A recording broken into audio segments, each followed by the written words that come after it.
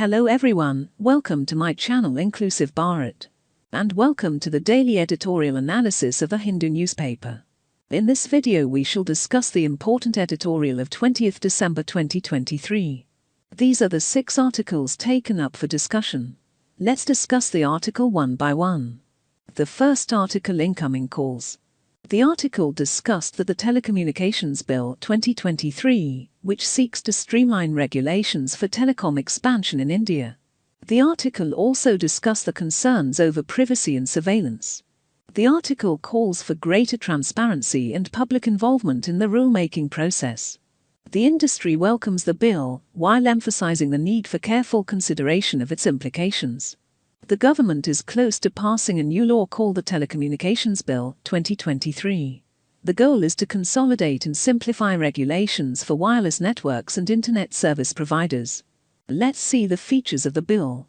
The bill keeps existing regulations mostly unchanged. It simplifies bureaucratic procedures, making it easier for telecom operators to get licenses and permits. Licensing processes will be digital, and there are new measures for dealing with non-compliance. The bill is seen positively by industry groups for making regulations clearer and promoting business ease. The bill is expected to provide stability for the next phase of telecom expansion, which is crucial as over half of India's population still lacks proper internet connectivity. The bill brings relief to the satellite internet industry, clarifying that it doesn't need to bid for spectrum, putting India on par with other countries. However, the broad definition of telecom services in the bill raises privacy and surveillance concerns, especially given past allegations of state-sponsored spying. The bill attempts to address spamming issues, but the proposed solutions may compromise privacy. The article emphasizes the importance of addressing concerns related to surveillance reform and internet shutdowns, as these issues have significant implications. The public and industry responses to the draft of the bill were not made available for scrutiny. The article calls for transparency and public consultation in the rulemaking process to reassure the public about the government's motives. Many provisions of the bill require detailed rules to be made by the Department of Telecommunications before they become effective. The article stresses that regulations need to adapt to the rapidly changing digital landscape, considering the significant developments since the 19th century Telegraph Act. In summary, the Telecommunications Bill aims to simplify regulations and promote the expansion of telecom services in India, but there are concerns about privacy and surveillance that need to be addressed transparently.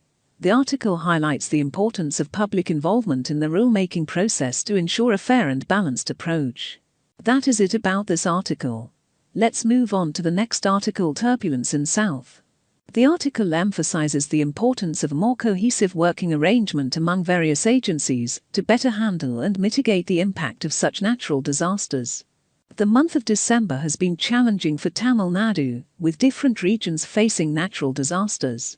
Northern parts, including Chennai, were dealing with the aftermath of Cyclone Michaung, while the southern parts, Thoothukudi, Tirunelveli, Tenkasi and Kanyakumari, experienced heavy rainfall. The heavy rainfall was unexpected and considered unusual during the ongoing northeast monsoon. Many places received extremely heavy rainfall, causing flooding and problems.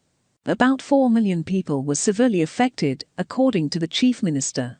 The Tamarapanni River had an exceptionally high flow, and there was significant damage to infrastructure such as roads, railways, canals, and houses. The exact human loss is not known yet, but initial reports suggest it might be on the lower side. A train with 800 passengers was stopped due to the weather conditions. Relief operations are underway, with ministers and officers overseeing the efforts. The governor called a meeting with central government department heads to discuss operations. Questions are raised about the accuracy of weather forecasting and preparedness. The meteorological department had issued warnings of heavy rain from December 14, but the scale and coverage caught people by surprise. Weather forecasting, especially predicting exact amounts of rainfall in specific locations, is a challenging task. The article suggests that the scientific community should work towards more precise forecasting. The need for better coordination between different government departments and agencies is emphasized.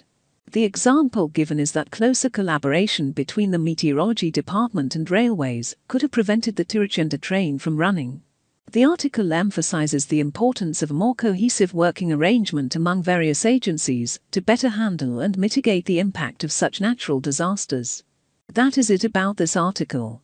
Let's move on to the next article. Tax HFSS food, view it as public health imperative. The article emphasizes the urgent need for India to tax unhealthy foods high in fat, sugar, and salt, HFSS, due to the escalating health and economic consequences of their consumption. It suggests that a well-designed tax system can encourage healthier choices, benefit public health, and contribute to a more robust national well-being. The article talks about how eating foods high in fat, sugar, and salt, HFSS, is a big health problem, causing issues like obesity and diabetes.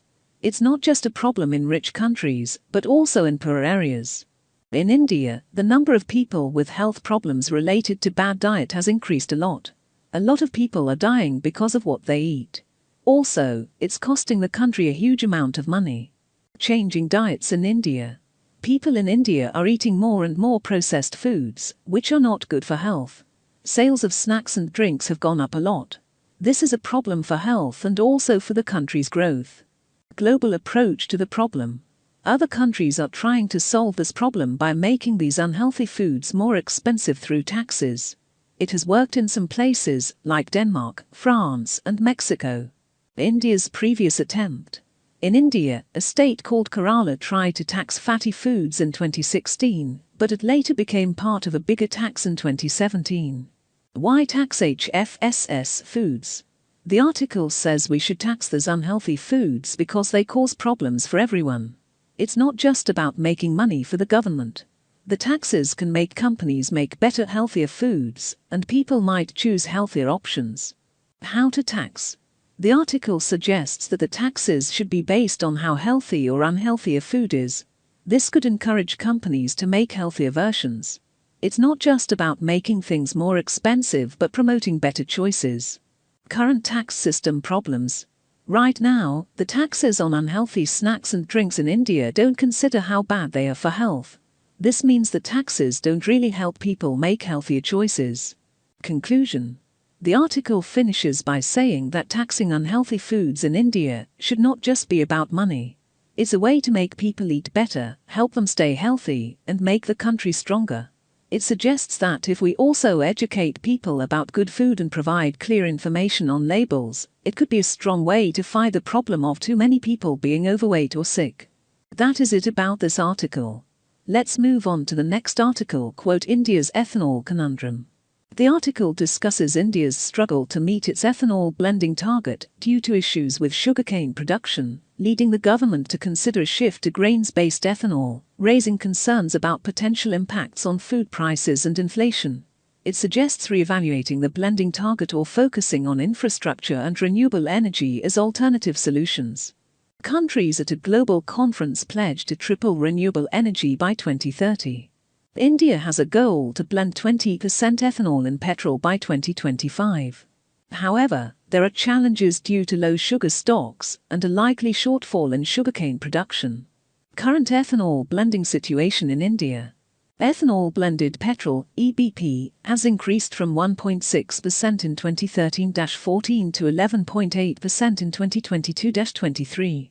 The target of 20% by 2025 faces problems due to low sugar stocks and potential sugarcane production issues. Government's response. The government is considering a shift to grains-based ethanol to meet the target.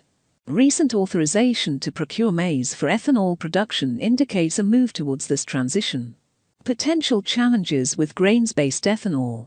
Ethanol is commonly produced from sugarcane, Brazil, or corn, US. Using corn for ethanol affects food prices directly, creating a conflict between fuel and food. High crude oil prices historically led to high ethanol and corn prices, impacting global food prices. Comparison between sugarcane and corn ethanol. Sugarcane ethanol production has less impact on sugar output. Corn ethanol directly reduces its use as food or livestock feed, linking food prices to crude oil prices. Historical context. Ethanol production in the US and Brazil increased when crude oil prices rose from 2000 to 2010. Food-fuel conflict. Using corn for ethanol diverts it from food use, impacting food prices globally.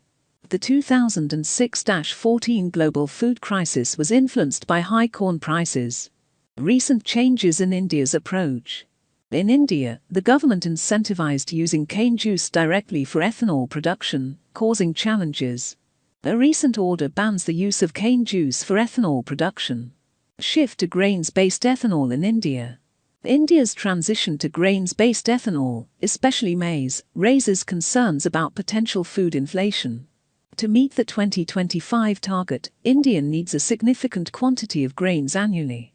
Potential solutions. The article suggests two approaches for India's renewable strategy. Reevaluate the ethanol blending target or invest more in public infrastructure and renewable energy sources like solar power. In simpler terms, the article highlights India's challenge in meeting its ethanol blending target due to issues in sugarcane production. The government is considering using grains like maize for ethanol, but this raises concerns about food prices. The article suggests rethinking the target or investing more in infrastructure and renewables as potential solutions. That is it about this article. Let's move on to the next article. Measuring scientists' productivity with numbers undermines science. The article discusses about the problems with using numbers to evaluate scientists' work. Scientists are increasingly being judged based on numerical measures of their productivity, such as citations, which track how often their research is referenced by others. These measures influence important decisions like hiring, funding, promotions, and awards. This is concerning because relying solely on numbers can have negative effects on the practice of science. Recently, Stanford University ranked the top 2% of scientists in various fields based on citation metrics. These metrics involve counting how many times a scientist's work is cited by others. The list includes the top 100,000 scientists globally, generating significant attention for Indian scientists. To understand the ranking system, it's essential to know that it uses standardized citation metrics across all scientific disciplines. Citations refer to references to a scientist's published work in other research. The ranking system combines 6 citation indicators to assess scientists' impact in a given year and throughout their careers. Different scientometric indicators attempt to quantify scientists' achievements numerically, but using such rankings and metrics as the sole measure of productivity has drawbacks. First, these systems rely on quantitative data, but cannot evaluate the quality or impact of scientific work. For instance, a scientist with many citations might have half of them from review articles, which summarize others' work, rather than presenting original research. Second, these metrics don't consider differences between scientific fields or specific aspects of research in subfields. For example, a scientist studying a challenging bacterial species may seem less productive than one using rapid technologies like computational modeling. Third, the emphasis on numbers can lead to unethical practices like self-citation or paying others to cite one's work, compromising the integrity of scientific research. Fourth, rankings and metrics often focus solely on research productivity, neglecting other important aspects of a scientist's role, such as teaching, mentoring, and community service. This can create a skewed view of what makes a top scientist and undervalue contributions beyond research. Institutions and publishing houses capitalize on the influence of quantitative indicators by pressuring scientists to publish prolifically and emphasizing high-impact journals. This pressure can affect scientists' careers and recognition. Despite the complex systems developed to assess productivity, the best way to evaluate scientists' work remains simple. Read and understand their scientific contributions. That is all for the day. If you like my initiative, do like the video and share it to the peer groups. And subscribe to the channel for further updates. Thank you.